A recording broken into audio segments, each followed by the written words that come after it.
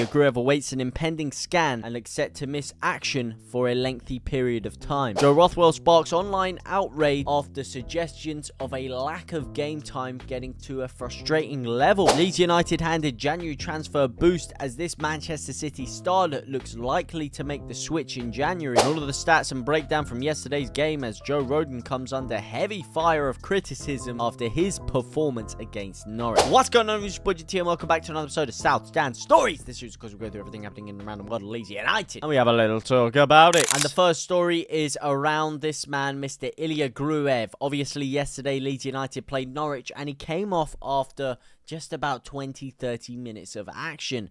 Now, obviously, coming off that early, you'd suspect something serious had happened, but you'd like to hope maybe it's just a little knock, just a little contact sprain, something not too serious. Daniel Farke, however, came out after the game and said, listen, it's not looking good, Brev. This is not something minor, and it is potentially something that could keep him out of action for a long period of time. It's a knee injury, and that is not something that you want to hear your manager coming out with after you sustain a knee injury.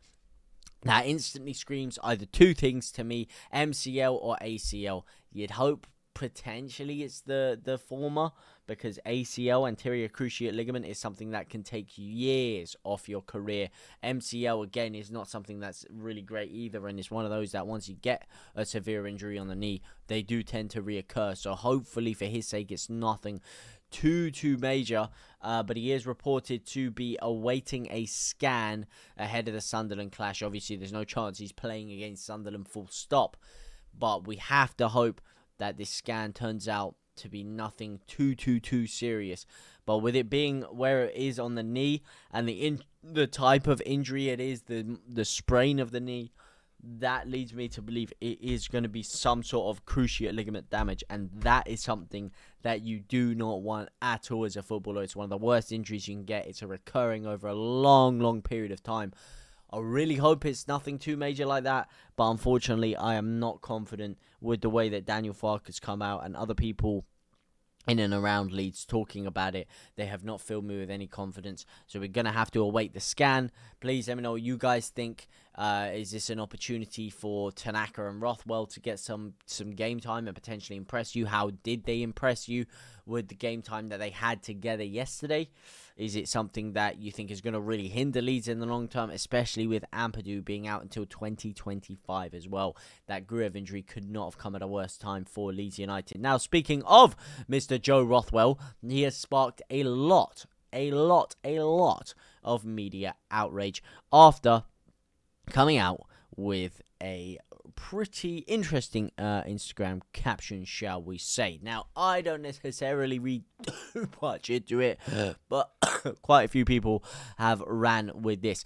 Obviously, he's frustrated that he's had a lack of game time. That is normal. Joe Rothwell's found it hard to break into the side, with Ampadu and Gruev locking down those two positions, and then Leeds went out and got Tanaka as well. So he's probably sat there a little bit frustrated at the fact that he's been pushed down the pecking order. He was given an opportunity by courtesy of that Gruev injury that we were talking about earlier, and I thought he actually played pretty decently, to be honest. I thought that was one of his best games for Leeds United. Now, he went on Instagram after the game, posted a little picture. He said, nice to finally get some consistent minutes. Good point on the road. Hopefully build some positive momentum going into another tough game on Friday. Doesn't seem too bad on the surface. Nice to finally get some consistent minutes.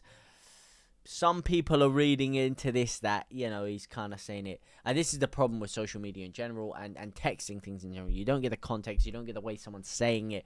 It can either be like, yeah, it was nice to finally get some minutes, or it's nice to finally get some minutes. You don't really get the context on that. So some people have kind of been running with this. And he's actually gone out and changed it now, which is kind of an admission of guilt. Some people are seeing it as of 29 minutes ago. Good point on the road. Hopefully build some positive momentum going into another tough game on Friday. He has wiped out that original statement about finally getting some game time. Now, if you weren't guilty and you were just saying it as an innocent comment, why would you delete it is my first question. Then again, PR teams, everyone has their finger in the pie, and it kind of touches on a bigger issue for me, which is why you see no flipping charisma from half of these players, and why it's coming so bland is this too PR run. There's too much rubbish with the PR team sticking their fingers in and controlling and manipulating what people say. Forget about it, mate. If you get a bit of stick, you get a bit of stick, mate. If that's how you feel, that's how you feel. You shouldn't have to flipping change your comments and stuff like that.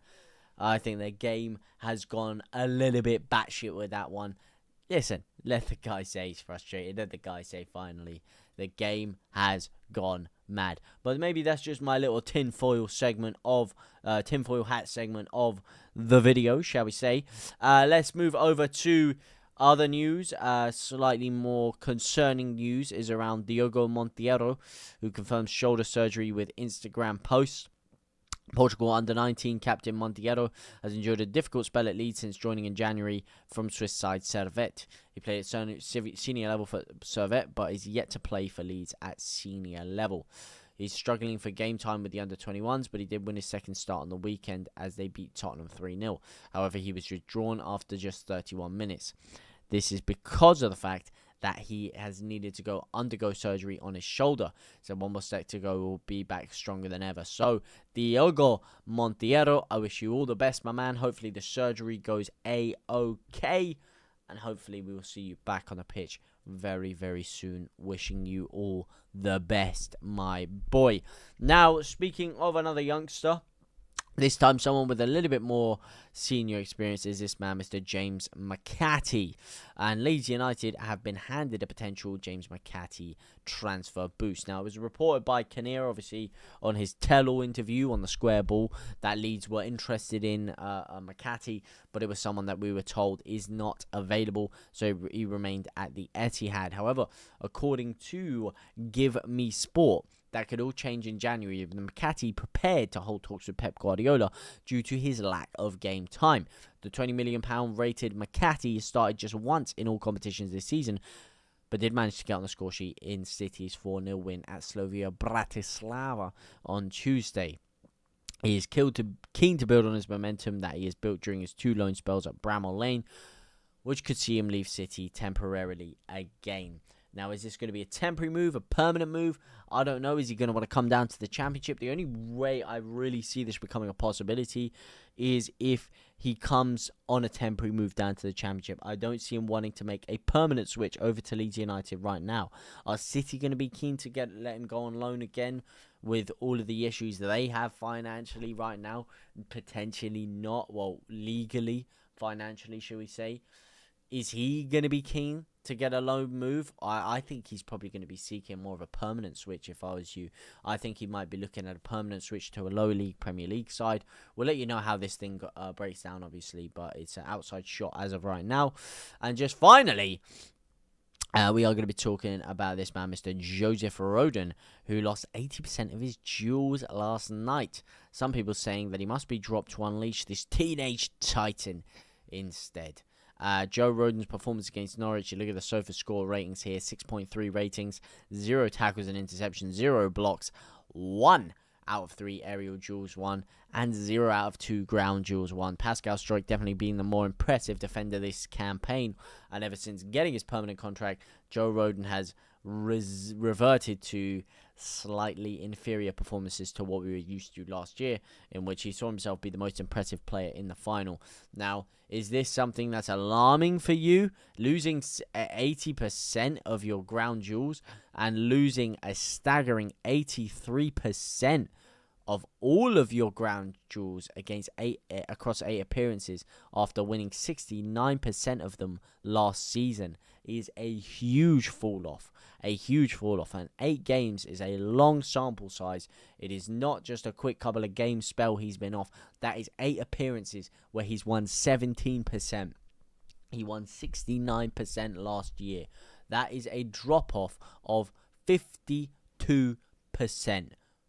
That is staggering, absolutely staggering of a drop-off. And if it does continue, then yes, I know stats don't mean everything about his game, but he has notoriously been a little bit poor this season in terms of the way he's played. Yes, Leeds have kept a lot of clean sheets, but he is a far cry from the Joe Rodon who was getting Ben White comparisons last season. And if we are to go up this year, we are going to need the best Joe Rodon firing on all cylinders. And hopefully it's not a case if he was playing for a contract, now that he's got that assurances that he's going to fall off the boil a little bit. But let me know what you guys think about all of that down in the comment section down below. Is Joe Rodon an issue of concern? Is this Gruev injury a real issue of concern, or do you think we have enough with Tanaka and Rothwell? What do you make of Joe Rothwell's comments on Instagram?